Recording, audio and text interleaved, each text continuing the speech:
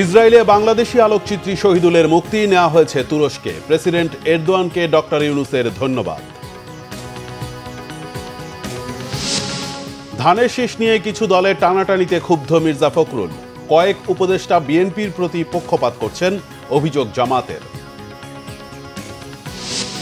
সব জল্পনা কল্পনা শেষে শান্তিতে নোবেল পেলেন ভেনেজুয়েলার মানবাধিকার ব্যক্তিত্ব মারিয়া। অধরাই থাকলো ট্রাম্পের স্বপ্ন। দেখছিলেন ক্রাউন সিমেন্ট সংবাদ শিরোনাম। ইসরায়েলের বন্দিদশা থেকে মুক্ত হয়ে তুরস্কে পৌঁছেছেন আলোকচিত্রী, সাংবাদিক এবং লেখক ও মানবাধিকার কর্মী শহীদুল আলম। ইস্তাম্বুলে বাংলাদেশের কনসাল জেনারেল মোহাম্মদ মিজানুর রহমান দেশটির বিমানবন্দরে তাকে অভ্যর্থনা জানিয়েছেন।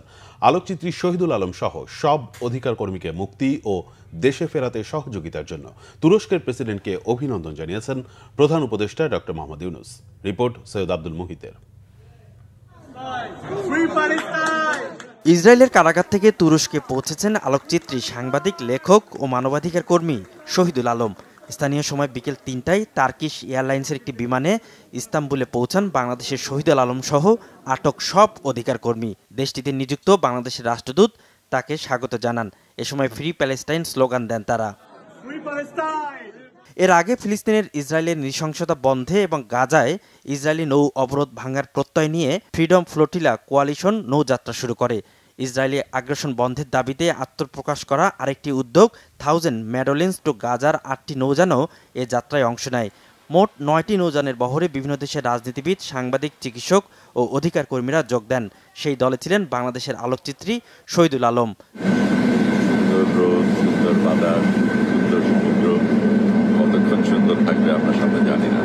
যিনি দৃক গ্যালারির ব্যবস্থাপনা পরিচালকও। বুধবার শহীদুল আলমের নৌবহরে আক্রমণ করে ইসরায়েলি সেনারা। নৌযানের বহরে থাকা সব অধিকার কর্মী ও নাবিককে ধরে প্রথমে তাদের আশদোদ বন্দরে নেওয়া হয়। এরপর আইনি প্রক্রিয়া শেষে ইসরায়েলের কেজিয়েত কারাগারে পাঠানো হয়। শুক্রবার ব্যাপক চাপের মুখে ছেড়ে দিতে বাধ্য হয় ইসরায়েল। কারাগার থেকে সরাসরি একটি ফ্লাইটে তুরস্কের উদ্দেশ্যে পাঠিয়ে দেওয়া হয় তাদের। এদিকে মুক্তি ও দেশে ফেরত পাঠাতে সহযোগিতার জন্য তুরস্কের প্রেসিডেন্টকে ধন্যবাদ দিয়েছেন প্রধান উপদেষ্টা ডক্টর মোহাম্মদ ইউনূস। সৈয়দ আব্দুল মুহিত, বাংলাভিশন, ঢাকা। কিছু ব্যক্তি বা দল ধানের শীষ নিয়ে টানাটানি করছে বলে অভিযোগ করেছেন বিএনপি মহাসচিব মির্জা ফখরুল ইসলাম আলমগীর। বলেন, ধানের শীষকে ঠেকিয়ে রাখা যাবে না বলেই এই অপচেষ্টা। 90-এর স্বৈরাচার বিরোধী আন্দোলনের শহীদ জিহাদের স্মরণ সভায় বিএনপি মহাসচিব এসব কথা বলেন।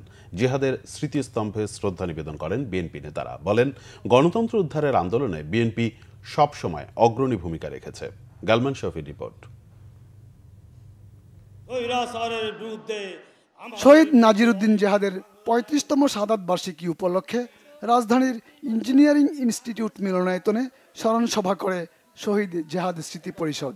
জিহাদের এই সুন্দর দেশ চাওয়ার জন্য অনুষ্ঠানে বিএনপি মহাসচিব মির্জা ফখরুল ইসলাম আলমগীর বলেন, যতই সংস্কার করা হোক না কেন, জাতীয় নির্বাচনের মধ্য দিয়ে নির্বাচিত সরকার গঠন না করা পর্যন্ত দেশে গণতন্ত্র ফিরবে না।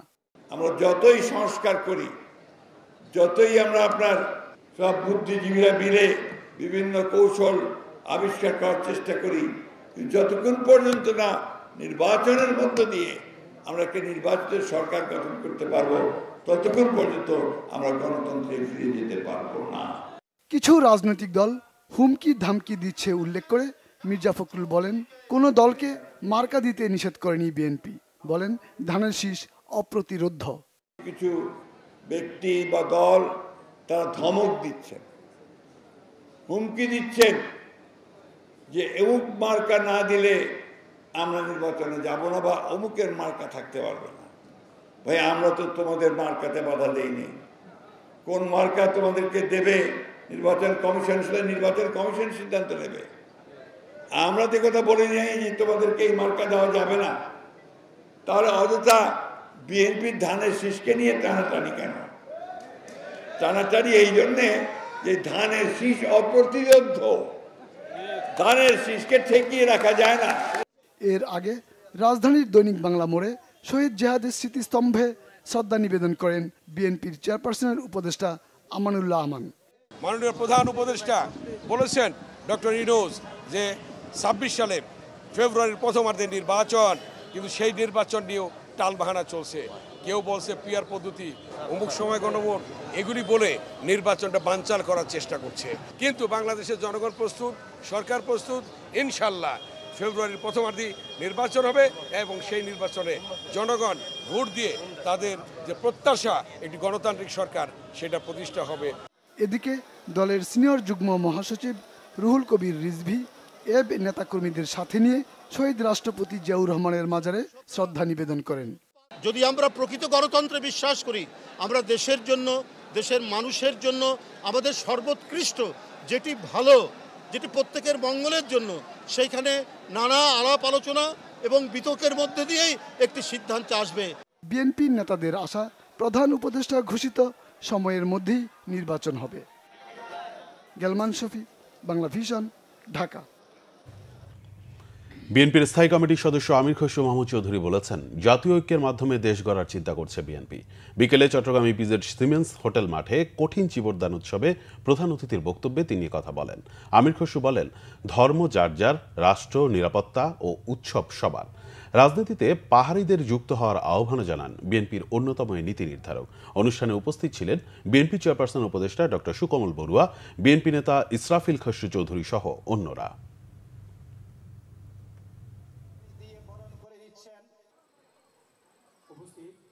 তারেক রহমান সাহেবের একটা কথা, ধর্ম যার যার, রাষ্ট্র সবার। ধর্ম যার যার, নিরাপত্তা সবার। ধর্ম যার যার, উৎসব সবার। পাহাড়িদের, আমাদের নৃতাত্ত্বিক গোষ্ঠীদের যেখানে দেখি, এই তোমরা রাজনীতি করো না কেন? কেন রাজনীতি করো না? তোমরা কি দেশের বাইরের কেউ? তোমাদের রাজনীতিতে যোগ দাও। আমরা চাই তোমরা রাজনীতি করো, নেতৃত্বে আসো, যে দলেই করো। বাংলাদেশে পিআর পদ্ধতির কোনো পরিবেশ নেই জানিয়েছেন বিএনপির স্থায়ী কমিটির সদস্য ডক্টর এজেডএম জাহিদ হোসেন। বিকেলে রংপুর জেলা শিল্পকলা একাডেমি মিলনায়তনে বিএনপি নেতা আনিসুর রহমান লাকুর স্মরণ সভায় যোগ দিয়ে তিনি একথা বলেন। জাহিদ হোসেন বলেন, বিএনপি পিআর পদ্ধতি বিশ্বাস করে না। যারা জনগণের নাম করে পিআর পদ্ধতি নিয়ে মাঠে লড়াই করছেন, তাদের নির্বাচিত হয়ে জাতীয় সংসদে এ পদ্ধতি বাস্তবায়ন করার আহ্বান জানান জাহিদ হোসেন। দলের যুগ্ম মহাসচিব হাবিবুন নবী খান সোহেলও এতে বক্তব্য রাখেন।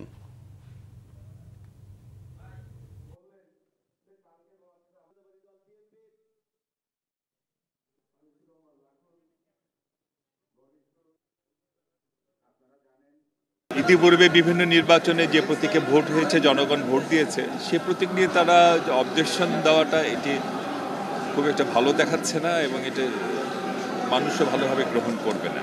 তারা তাদের দাবি জানাতেই পারে, তাদের যা দাবি মানবে কিনা সেটা ইলেকশন কমিশনের বিষয়, আমরা সে বিষয়ে কথা বলতে চাচ্ছি না। কিন্তু অন্য প্রতীক নিয়ে অবজেকশন দেওয়াটা এটা ঠিক না, এটা শোভন না। যারা এই সমস্ত নতুন নতুন কথা বলে নির্বাচনকে, গণতন্ত্রকে প্রলম্বিত করার বাহানা খুঁজছেন, ওনারা খুঁজতেই পারেন। বাংলাদেশের মানুষ সরাসরি ভোট দিয়ে অভ্যস্ত। বাংলাদেশের সংবিধান, নির্বাচন এবং সরাসরি ভোটের মাধ্যমে তার প্রতিনিধি নির্বাচিত হবে, সেটি বাংলাদেশের সংবিধানে লিখিত আছে, সেটি বাংলাদেশের মানুষ বিশ্বাস করে। যারা আজকে পিআরের কথা বলছেন, জনগণের কাছে যান, জনগণ যেটা গ্রহণ করবে সেটাই হবে।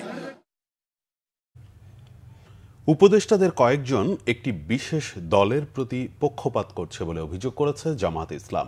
জুলাই সনদের ভিত্তিতে ফেব্রুয়ারিতে নির্বাচন সহ 5 দফা দাবিতে রাজধানীতে আয়োজিত সমাবেশে অভিযোগ করেন জামাত নেতারা। পিআর পদ্ধতি নিয়ে নভেম্বরেই গণভোট চায় দলটি। এছাড়া জাতীয় পার্টি সহ 14 দলের সবকটি দলের রাজনৈতিক দল নিষিদ্ধের দাবিও জানানো হয়। রকুনুজ্জামানের রিপোর্ট। শুক্রবার বাদ জুম্মা বায়তুল মোকাররমের দক্ষিণ গেটে সমাবেশ করে বাংলাদেশ জামাতে ইসলাম। জুলাই সনদ, পিআর পদ্ধতি, নির্বাচনের লেভেল প্লেইং ফিল্ড, নির্বাচনের আগেই বিচারের দৃশ্যমান অগ্রগতি এবং জাতীয় পার্টি সহ 14 দলের রাজনীতি নিষিদ্ধের 5 দফা দাবিতে জামাতের অনড় অবস্থান তুলে ধরেন দলটির নেতারা।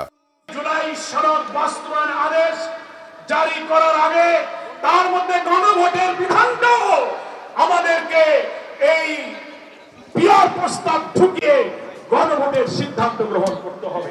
আমরা দাবি করব, ফ্যাসিস্টের দোসর জাতীয় পার্টি সহ 14 দল মেনন ইনুরা 17টা বছর শেখ হাসিনাকে পাহারা দিয়ে রেখেছিল। তারা যদি পাহারা না দিতে এতদিন তারা টিকতে পারত না। সাজানো বানানো নির্বাচন তারা করতে পারত না। একই অপরাধী হওয়ার কারণে তাদেরও রাজনৈতিক কার্যক্রম নিষিদ্ধ করতে হবে। দলের সেক্রেটারি জেনারেল মিয়া গোলাম পরওয়ার বিএনপির প্রতি ইঙ্গিত করে বলেন, বেশ কয়েকজন উপদেষ্টা তাদের প্রতি পক্ষপাতিত্ব করছে।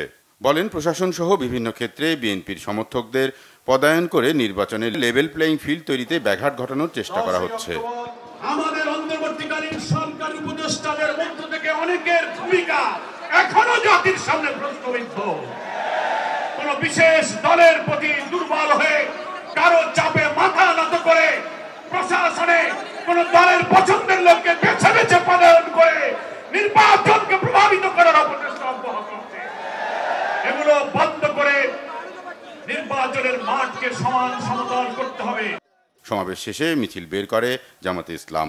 বায়তুল মোকাররম মসজিদের দক্ষিণ গেট থেকে শুরু হয়ে জিপিও 0 পয়েন্ট হয়ে কাকরাইলে গিয়ে শেষ হয় মিছিলটি। রকুনুজ্জামান, বাংলা ভিশন, ঢাকা। জাতীয় নির্বাচন নিয়ে কোনো সংশয় নেই। ফেব্রুয়ারির প্রথম সপ্তাহেই হবে নির্বাচন, জানিয়েছেন প্রধান উপদেষ্টা প্রেস সচিব শফিকুল আলম। ময়মনসিংহের প্রেস ক্লাব মিলনায়তনে সাংবাদিকদের সাথে আলাপকালে তিনি এসব কথা বলেন। শফিকুল আলম বলেন, পূর্বের নির্বাচনগুলো ছিল ভুয়া, কিন্তু ফেব্রুয়ারিতে নির্বাচন হবে অবাধ ও গ্রহণযোগ্য। জুলাই সনদ নিয়ে সব দলের একমত হওয়ার বিষয়ে তিনি বলেন, 15 অক্টোবর জুলাই সনদ সই করা হবে। ইসরায়েলে বন্দী বাংলাদেশি আলোকচিত্রী শহীদুল আলম ইসরায়েল থেকে তুরস্কের একটি বিমানে ইস্তাম্বুল গিয়েছেন বলেও জানান শফিকুল আলম।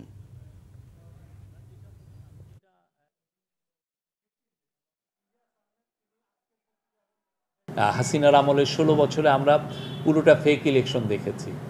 আমরা সেই জায়গা থেকে সরে এসে কিভাবে সুন্দর ইলেকশন হয় এবং বাংলাদেশের ইতিহাসের আমরা মনে করি একটা অন্যতম বেস্ট ইলেকশন হবে।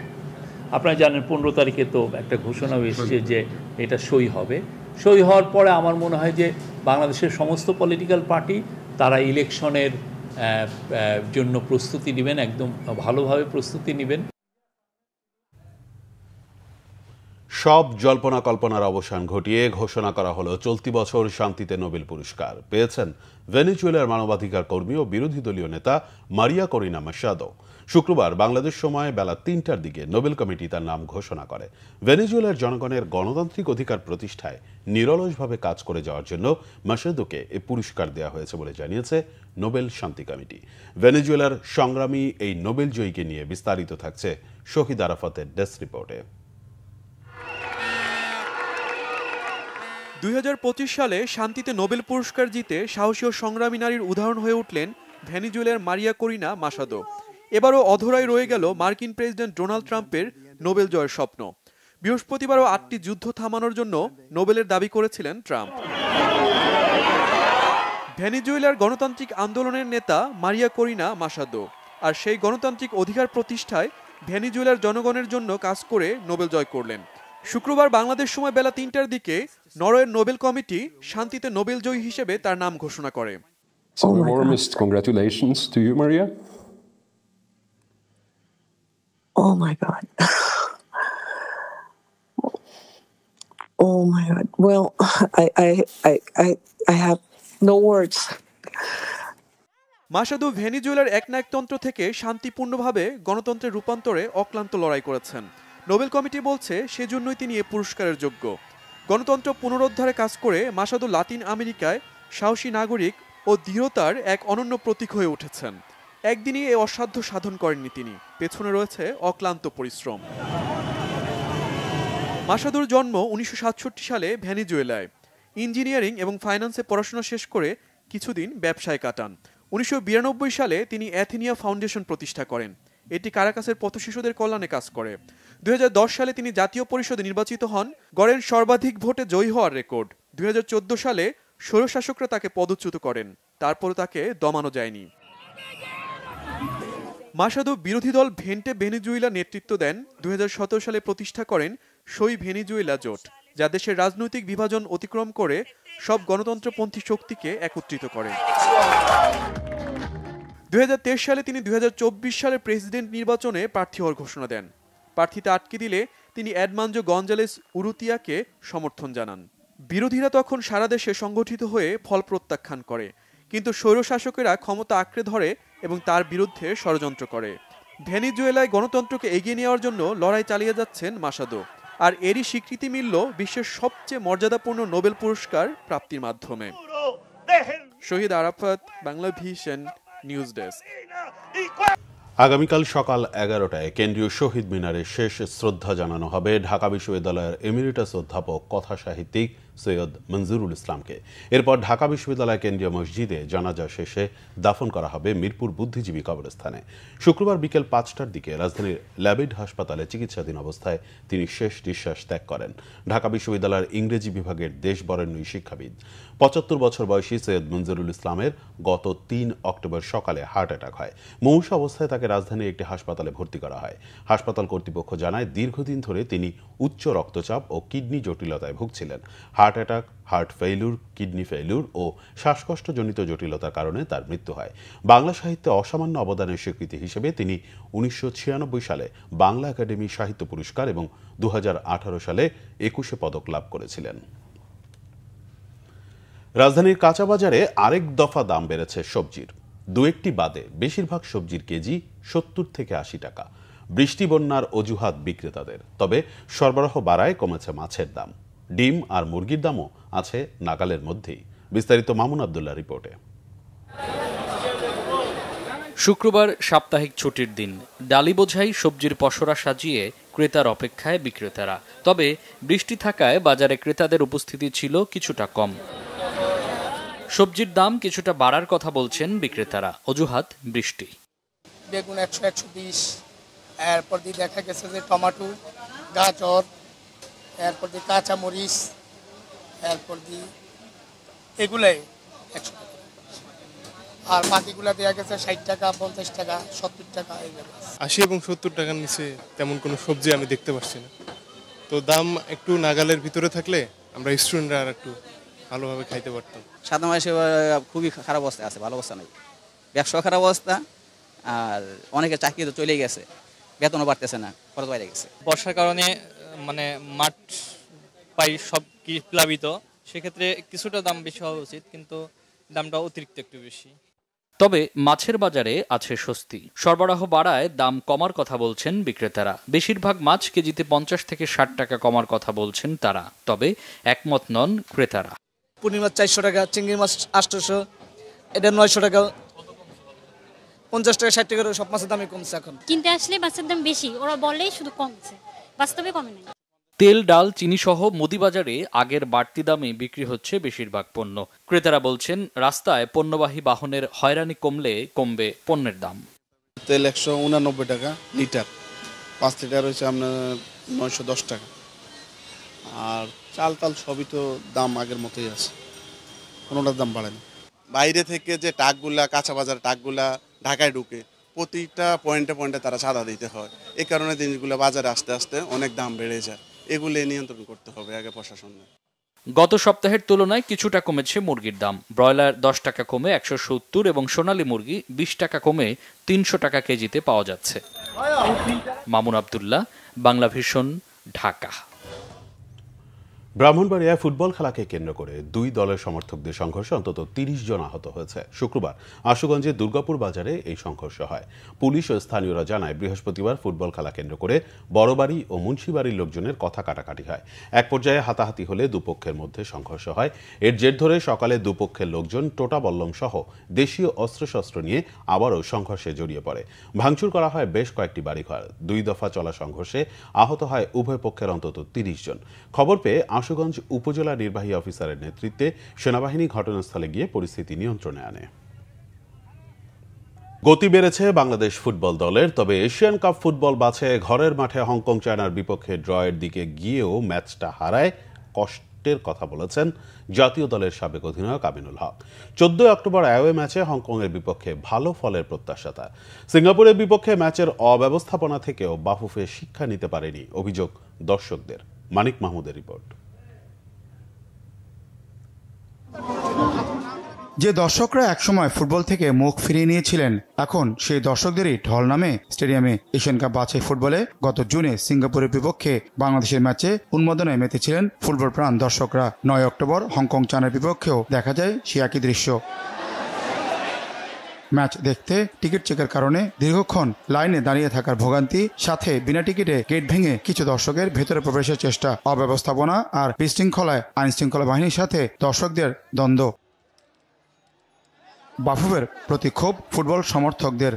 হামজা, সমিত, ফাহমিদুল, জায়ানদের অন্তর্ভুক্তিতে গতি বেড়েছে বাংলাদেশ ফুটবল দলে। খেলার ফলাফলে হতাশ হলেও হামজাদের নৈপুণ্যে খুশি দর্শকরা।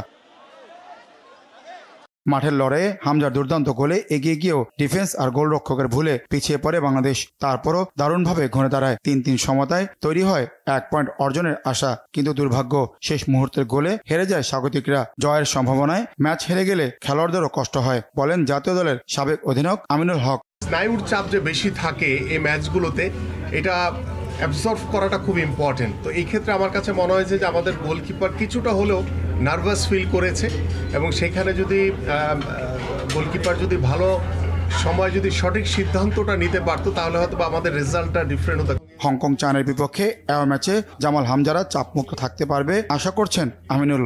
টিম হেরে গেলে দেখা যায় যে অনেক সময় দোষ কিন্তু কোচের ঘাড়ে এসে পড়ে। সো আমরা সেই গতানুগতিক কথার ভিতরেই রয়েছি। আমার কাছে মনে হয় যে অ্যাওয়েতে বাংলাদেশ দল ভালো করার সুযোগ অনেক বেশি। সেখানে অ্যাওয়ে ম্যাচে কিন্তু বাংলাদেশের কোনো দর্শক থাকবে না। সো আমার মনে হয় যে প্লেয়াররা ওইখানে আরো ভালো কিছু করার সুযোগ রয়েছে। হেরে গেলে আসলে কেউ এটা মানতে পারে না। সো আমরা সবাই জয়ের জন্য খেলি। এও ম্যাচটি হবে আগামী 14 অক্টোবর। মানিক মাহমুদ, বাংলা ভিশন, ঢাকা। সংবাদ শেষ করব ক্রাউন সিমেন্ট শিরোনামগুলো আরেকবার জানিয়ে।